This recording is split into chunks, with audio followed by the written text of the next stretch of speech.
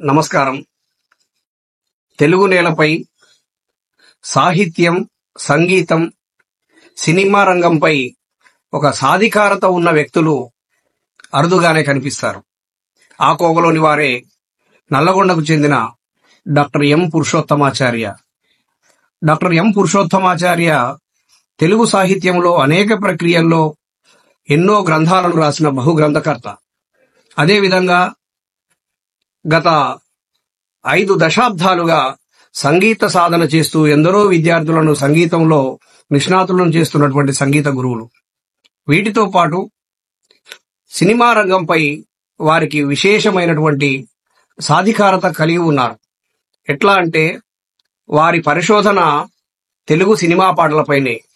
తెలుగు తొలి సినిమా పాటల రచయితగా చందాల కేశవదాసును వారు తమ పరిశోధన ద్వారా నిరూపించారు. అదేవిధంగా వారు సినిమాపై రాసిన విమర్శకు ఇటీవల భారత రాష్ట్రపతి ద్రౌపది ముర్ము చేతుల మీదుగా జాతీయ ఉత్తమ సినీ విమర్శకులుగా అవార్డు అందుకున్నారు. ఈ అవార్డు అందుకున్న తొలి తెలంగాణ వ్యక్తి డాక్టర్ పురుషోత్తమాచార్య. అంతటి సినిమా పండితులైన పురుషోత్తమాచార్య గారు మన శివశంభో సినిమా గురించి ఏమన్నారో వారి మాటల్లోనే విందాం. కళాభిమానులకు నమస్కారం. తిక్కన గారు మహాభారతంలో ఒక పద్యంలో చెప్తారు, పాండవుల గురించి ఒక మాట చెప్పారు, వారలు శాంత శూరులు అని. అంటే పాండవులు శాంతించిన శూరత్వం గలవాళ్ళు అని కాదు అర్థం. శాంతంగా ఉండి అవకాశం వచ్చినప్పుడు శూరత్వం ప్రదర్శించడం. ఆ కోవ చెందిన వారే మా దూరవేటి గారు. దాదాపు 40 సంవత్సరాల నుంచి ఒక ఆవేదన ఉంది. ఆయనతో పాటు ఆయనకు సమకాలికునేటువంటి వాళ్ళందరికీ, చాలా మందికి సినిమా ఫీల్డ్ గురించినటువంటి సాంస్కృతిక పరమైనటువంటి ఆవేదన చాలా ఉంది. అయితే పాపం ఇన్నేళ్ల నుంచి ఆయన భరిస్తున్నాడు. ఆ ఆవేదనను తన గుండెల్లో దాచుకున్నాడు, కానీ భరిస్తున్నాడు. దాన్ని ఏం చేయాలని ఎప్పటికప్పుడు ఆలోచిస్తూనే ఉన్నాడు. అయితే అట్లా ఆవేదన పడుతున్న వాళ్ళంతా ఏదో ఒకటి చేస్తున్నారా? కవులు ఇంకా అయినట్టయితే కవిత్వం రాస్తారు, కానీ దానికి రేంజ్ తక్కువ. గాయకుడు పాట పాడతాడు, ఆ పాట అంతవరకే నిలబడుతుంది. కానీ అసలు విషయం, సందేశం ప్రజలందరికీ అందేది ఎలాగా? బలమైనటువంటి మీడియా సినిమా, వాటి ఛానల్స్ కానీ, సీరియల్స్ కానీ, సినిమా కానీ చాలా బలమైనటువంటి మీడియా అది. దాని ద్వారా మన యొక్క అభిప్రాయాన్ని బాగా చెప్పవచ్చు. ఆవేదన పొందడం అంటే ఏమిటి? సాంస్కృతిక పరమైన ఒక విప్లవం, ఒక భ్రష్టత్వం జరుగుతున్నది, ఒక వినాశనం జరుగుతున్నది. ముఖ్యంగా ఆయన బాధపడ్డది పాటల గురించి, సంగీతం గురించి.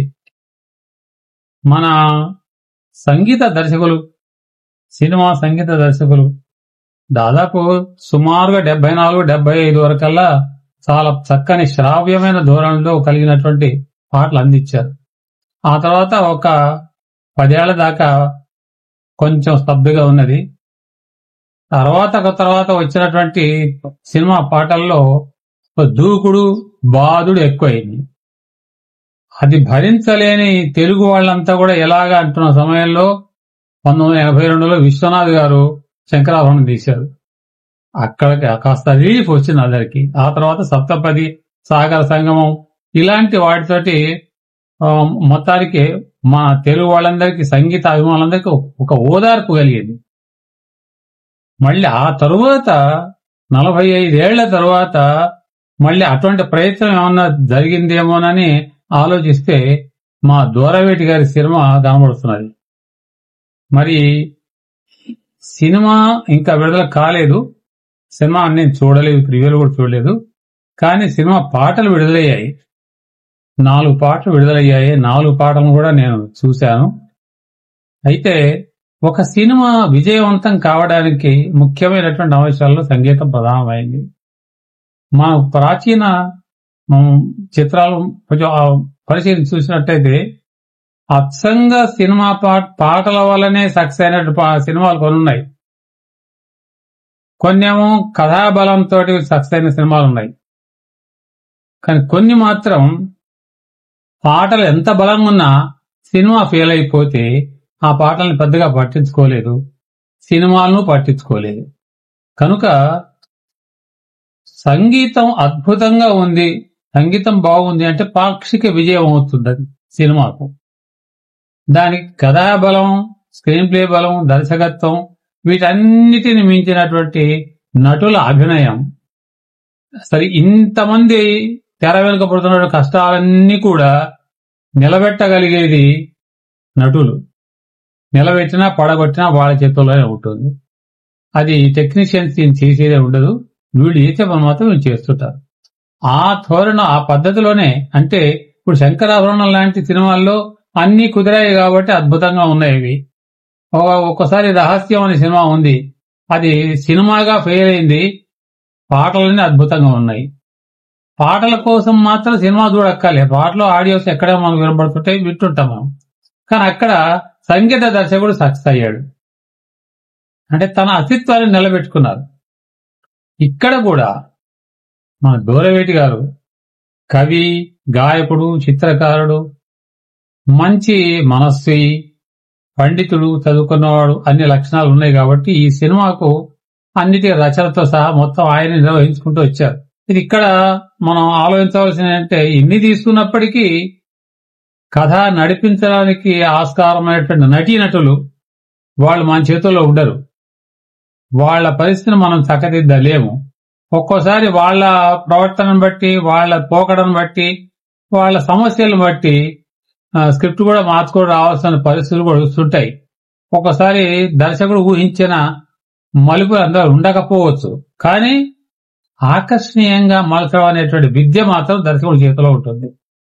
ఇట్లా ఈ 4 పాటలు నేను వీడియోలో చూశాను. మంచి చిత్రీకరణ బాగుంది, ఫోటోగ్రఫీలో మంచి క్లారిటీ ఉంది, చిత్రీకరణ ఉంది. అలాగే రికార్డింగ్స్, పాటల్ని రికార్డ్ చేసే విషయాల్లో దూరవేటి గారు మంచి అనుభవం సంపాదించినవారు కాబట్టి ఆధునికంగా వస్తున్న పాటల్లో జరిగే లోపం ఏమిటి ఆయన బాగా తెలుసు. ఆ లోపాలు రాకుండా చూడడం అనేది జాగ్రత్త పడ్డారు. ఏమిటి ప్రధాన లోపం అంటే డీజే, విపరీతమైనటువంటి ధ్వని కాలుష్యం. వాస్తవంగా ఆర్కెస్ట్రా గానం అంటే వాద్యాలు, గానం ఈ 2 ప్రధానమైనటువంటి అంశాలు. గాన ప్రాధాన్యం, పాట వినపడాలి, సాహిత్యం వినపడాలి.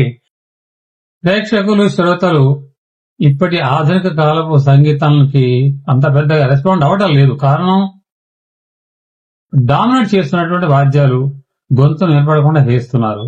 ఈ లోపాన్ని కనిపెట్టినటువంటి మా దూరవేటి గారు ఈ పాటల్ని రికార్డ్ చేసేటప్పుడు చాలా జాగ్రత్త పడి గొంతు ఏ స్థాయిలో ఉండాలి, వాద్యాలు ఏ స్థాయిలో ఉండాలి అనే దాన్ని ఆయన ఖచ్చితంగా నిర్ణయించుకొని ఆ స్థాయిలోనే ఉంచారు. అంటే పాటకు ప్రాముఖ్యం ఇస్తూ, సాహిత్యాన్ని ప్రాముఖ్యం ఇస్తూ, వాచికం సాహిత్యం స్పష్టంగా తెలిసేట్టుగా వాద్యాల్ని అనుసరించేది పద్ధతిని ఆయన సక్రమంగా అనుసరించారు. కాబట్టి రికార్డింగ్ చాలా క్వాలిటీగా ఉన్నది. ఆ లోపాన్ని సవరిస్తూ ఆయన చేసిన పద్ధతి దీంట్లో మెచ్చుకోదగినటువంటి అంశం. సాహిత్య విషయాలను పరిశీలిస్తే చక్కని పదాల కూర్పు, అక్షర రమ్యత చక్కగా పాటించారు. నాకు అనిపిస్తుంది సిరివెన్నెల గారి ప్రభావం ఏదైనా ఉందా ఈయన మీద, దూరవేటి గారి మీద అనిపిస్తుంది. ప్రభావం ఉండొచ్చు, ఉండకపోవచ్చు, అది వేరే విషయం. ఉన్నంత మాత్రాల్లో తప్పేం కాదు, అది కాపీ కాదు, ఒక స్ఫూర్తి అవుతుంది. అలాంటి పదగుంభనం, అక్షర రమ్యత సాహిత్యంలో స్పష్టంగా కనిపిస్తున్నాయి. ఇలాంటి ప్రయత్నం చేశారు.